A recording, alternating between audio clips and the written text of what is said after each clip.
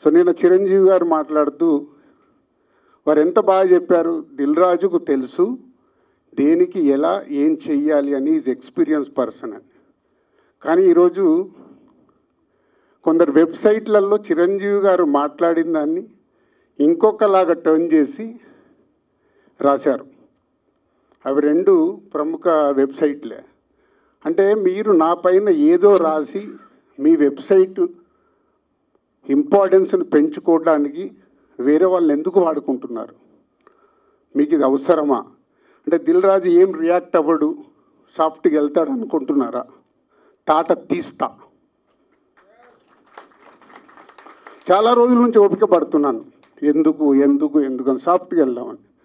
సంబంధం లేకుండా పోనీ ఆ ప్రొడ్యూసర్ వచ్చి మీ దగ్గర ఏమన్నా మాట్లాడా? మీకు అంత దమ్ముంటే ఆ ప్రొడ్యూసర్ని నన్ను స్టేజ్ పై పిలిచి కూర్చోబెట్టి క్వశ్చన్స్ వేయండి. ఎందుకు ప్రతి సంక్రాంతికి నన్నే టార్గెట్ చేయాలి?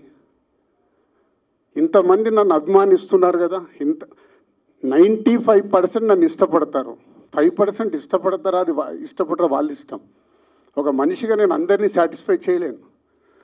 సాటిస్ఫై చేస్తున్నాను కాబట్టి ఇండస్ట్రీలో నాకు ఈరోజు ఇంత మంచి పేరు ఉంది. మీ అందరికీ తెలుసు, దిల్ రాజు అంటే ఒక బ్రాండ్ బిల్డ్ చేశా. వ్యాపార పరంగా వచ్చే కొన్ని కాంట్రవర్షియల్స్ని మీరు అడ్వాంటేజ్గా తీసుకొని ప్రతి సంక్రాంతికి మీ వెబ్సైట్లు, మీ కొన్ని యూట్యూబ్ ఛానల్స్ కొన్నిటికి వాడుకుంటున్నారు. అది 100% తప్పు.